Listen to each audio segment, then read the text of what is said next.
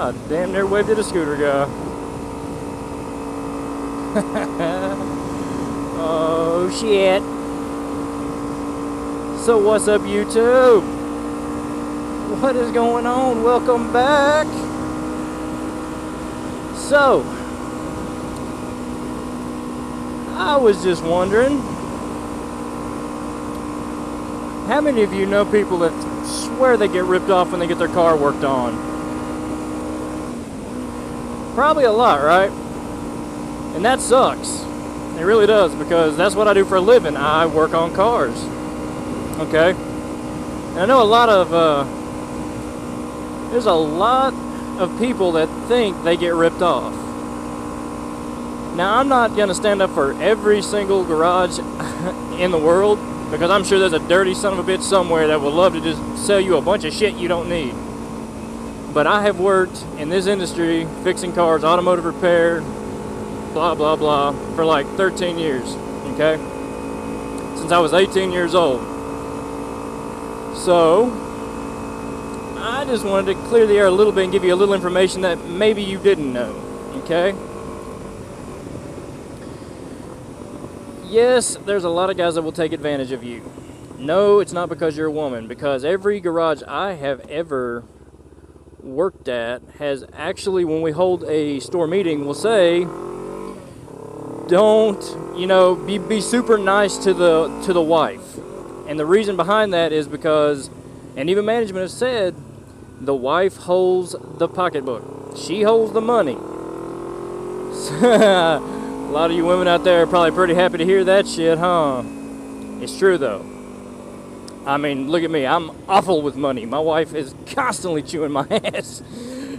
She's like, she'll squeeze the hell out of a dollar. But, so a lot of people, they go there and they pay, let's just say, for instance, the labor rate's $80 an hour.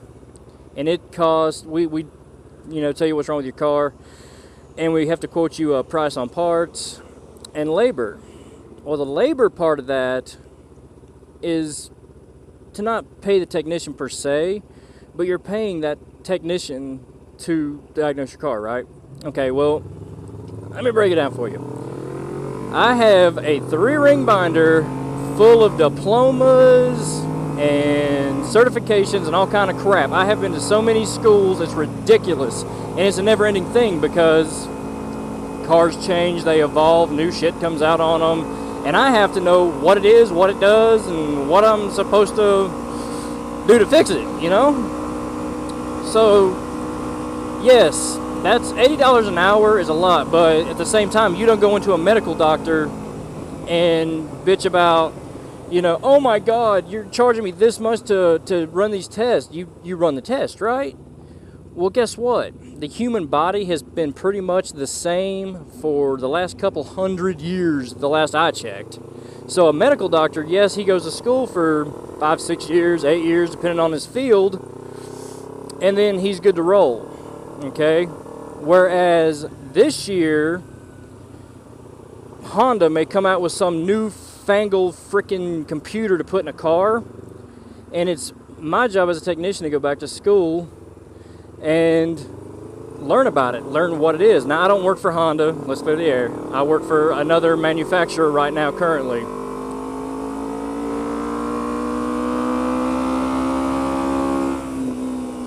But, so a heart is a heart in a human being, right?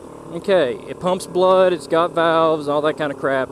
So the doctor only has to learn one heart, one set of lungs, one brain, one spine.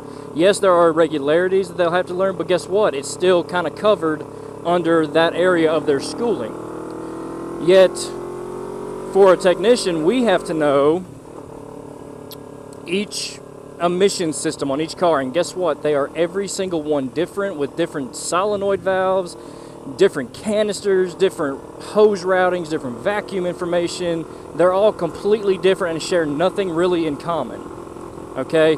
So yeah, the money you're paying in labor is a little high, but a good automotive technician is the equivalent of a car doctor. That's what they do. That's their trained professional field. We get schooled in tested, and it's never ending. Like, we are constantly getting new tests and new exams that come out that we have to go take just so we can stay certified. So, with that being cleared, do some shops take advantage of you? I'm sure there are. There are, and I have worked in everything from a mom and pop owned shop to where I'm currently at, which is a pretty large dealership. Okay, so the mom and pop shops, they don't really take advantage of people. Thanks for the brake check, asswipe. Fuck. But yeah, they don't take advantage of people no more than a dealership. But something that a lot of people don't know, and I know they don't know this because my own family did not know this.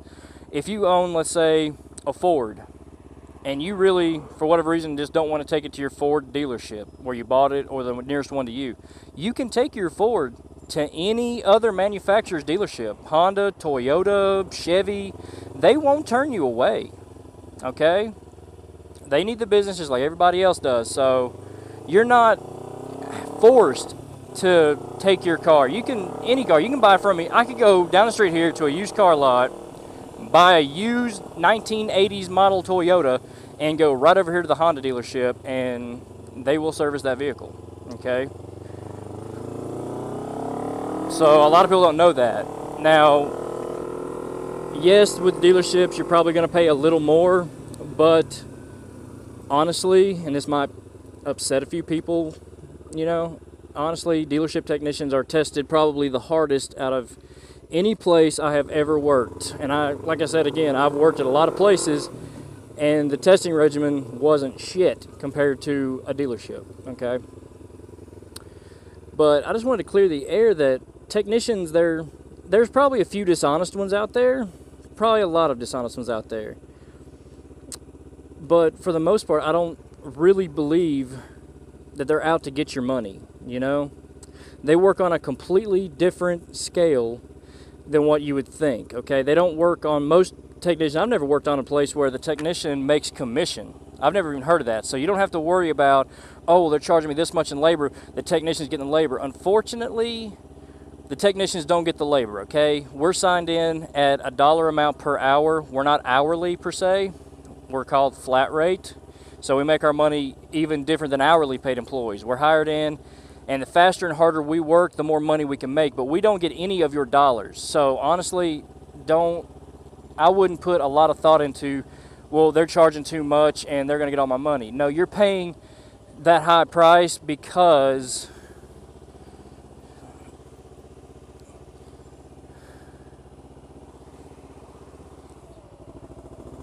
you're paying that high price for the higher qualified technicians. You know, they're going to take better care of your car in the long run. I mean, I've worked at a lot of middle of the road places, and there's good and bad in all of it.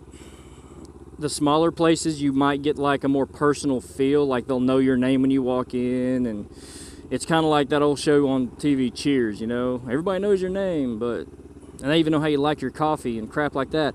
But at the same time, you know, the people they employ, they can't afford to really employ like really highly skilled technicians a lot of the time, because the higher skilled you are, the more money you're gonna bring. You know, you don't see Peyton Manning playing for the Lions because they can't afford to pay him what he's actually worth. Does that make sense?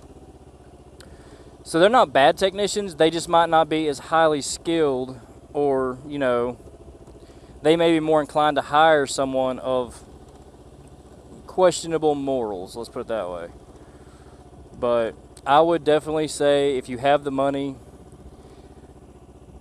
take your car to multiple places. You can get second opinions and all this kind of crap, and get a feel for the place and wherever you feel comfortable, because I wouldn't believe that people are out to take your money. Don't really worry about that. And I mean, I'm sure this shit happens, but a group of people got together a long time ago, and they created something called MAP Standards, M-A-P Standards, MAP. It stands for Motorist Assurance Program. Okay, pretty much, ask them, walk into any garage you want and say, hey, are are you part of the MAP Association?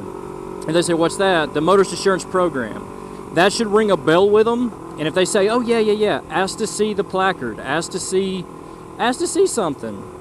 And that should give you peace of mind, because if they're caught ripping you the fuck off, and they are part of MAP, the Motorist Assurance Program, they will be fucking shut down, okay? So you don't have to worry about being ripped off.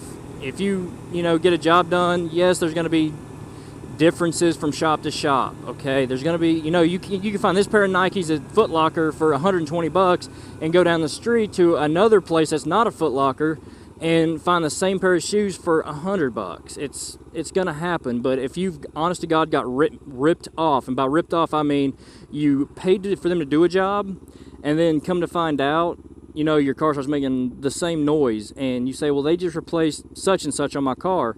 Can you check and see if they've done it? Trust me, anyone who's been to school, has done this shit for long enough, can look at a part and tell you, hey, this motor's grimy and gunky as hell, and this part is gunky as well.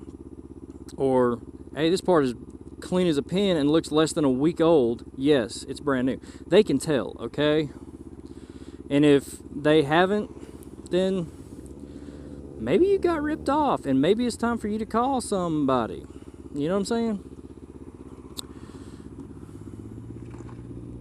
And a lot of people don't understand too, and I understand that your home is your first major purchase of your life. It's the biggest investment you're ever going to make.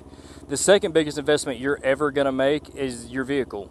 Okay? They're expensive, and they're expensive to maintain as well. Okay? So, with that being said, a lot of people get really upset because they bring their car in and say, it's doing this, and we say, well, this is what we found, and this is what we need to do. Well, then guess what? Your check engine light pops back on in a week, and you come in and you raise hell and raise Cain because your car's doing the same thing. Well, guess what? Do you do that at your doctor? I mean, I'm just asking. Like, if your doctor runs, and says, hey, this prescription drug, oh, you're out of gas, ain't you? Yeah. I don't have a gas can, and I can't have riders on my bike right now, unfortunately. So, please don't give me no shit. But you don't call your doctor and go, what the fuck? You said if I took this pill, I would be completely 100% the way I was when I was 20. You don't do that, do you?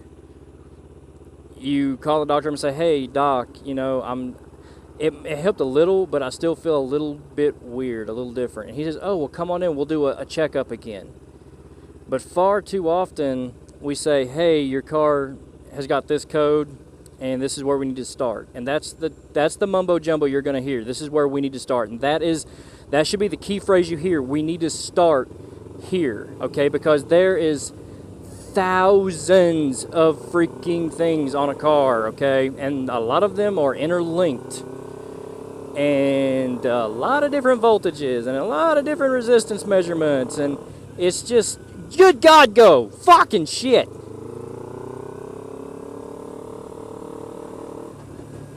Really?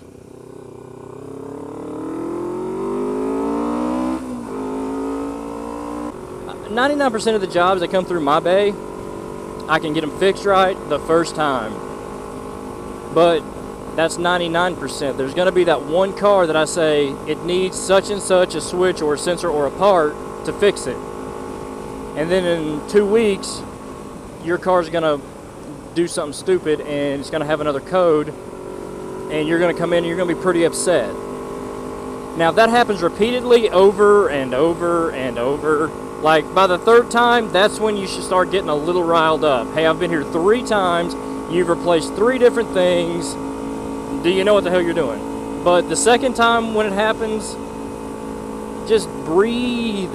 Just breathe, because there's some guy in the back who's probably sweating his hind end off, racking his brain, trying his best to get you fixed up so you're good to go, because you're someone's wife, daughter, sister, husband, brother, and we don't want to see you sit on the side of the road,